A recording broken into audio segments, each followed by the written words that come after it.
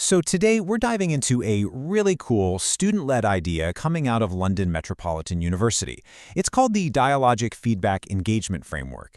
And honestly, it's a proposal that could completely change the way we think about feedback in higher ed, turning it from a one-way street into a genuine collaborative conversation. Let's just start with this one simple question, because it really gets to the heart of everything. For so long, we've seen feedback as the final step. The grade comes in, the comments are there, and that's the end of it. But what if that's all wrong? What if feedback isn't the finish line, but the starting pistol for a real conversation about learning? You see, for ages, education has run on this transmission model.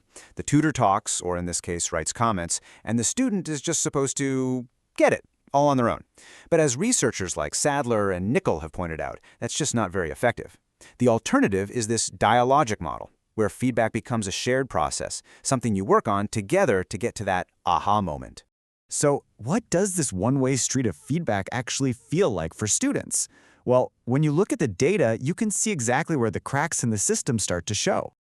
Check this out. The 2025 National Student Survey shows this huge disconnect. You've got 83.5% of students saying, yeah, the marking is fair. That's great. But when you ask them if the feedback actually helps them get better, the number drops all the way down to 75.2%. That gap, that's a massive missed opportunity for real learning. And it's not just about the numbers. Research from Pitt and Norton really shines a light on the emotional side of this.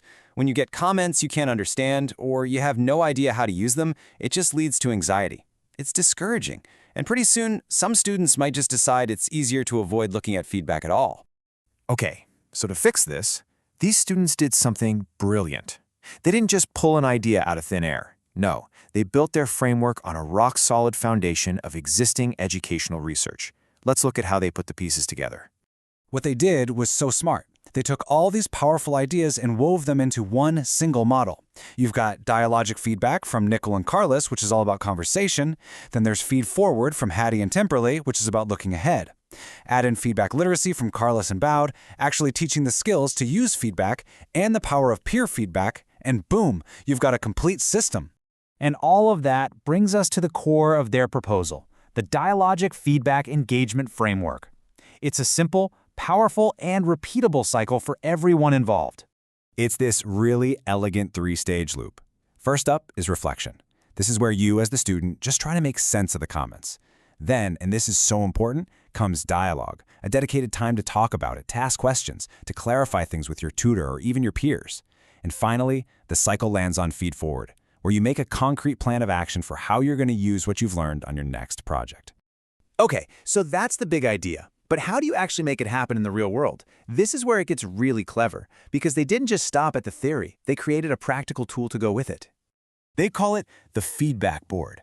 Just imagine a dedicated space right inside the university's online learning platform, where you can actively respond to the feedback you get. It's such a simple idea, but it completely shifts the dynamic. You're no longer just a passive reader. You're an active participant in your own education. And on this board, you'd find structured prompts to guide you. Questions like, what is the single most important thing I will improve? Or how specifically will I apply this learning next time? These questions basically force you to turn passive reading into an active plan. It's genius. So, as you can see, this whole thing is about so much more than just getting better comments on an essay. It's really about building better, more confident, and more independent learners for the long haul. When you give students this kind of tool, you're empowering them to take control. You're helping them turn comments into concrete actions, develop real agency over their work. And over time, a structured process like this can even help lower that anxiety that so often comes with feedback. And this is where it connects to an even bigger idea. By creating a clear, repeatable process, it makes sure that every single student gets a chance to have a meaningful dialogue about their work. It's no longer just up to the most confident students to ask for help. The structure is there to support everyone equally. In the end, it really all comes down to this powerful thought from the students who designed the framework. It's about shifting ownership. It's about transforming feedback from a monologue that's delivered at you into a dialogue that's owned by you. That makes education a true partnership. So what if every piece of feedback we got wasn't a stumbling block, but a stepping stone?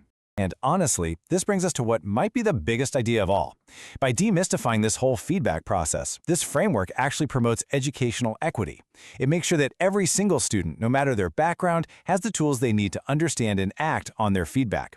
And that's not just about better grades. It's about building a fairer, more effective, and more just learning environment for everyone. Thanks for watching.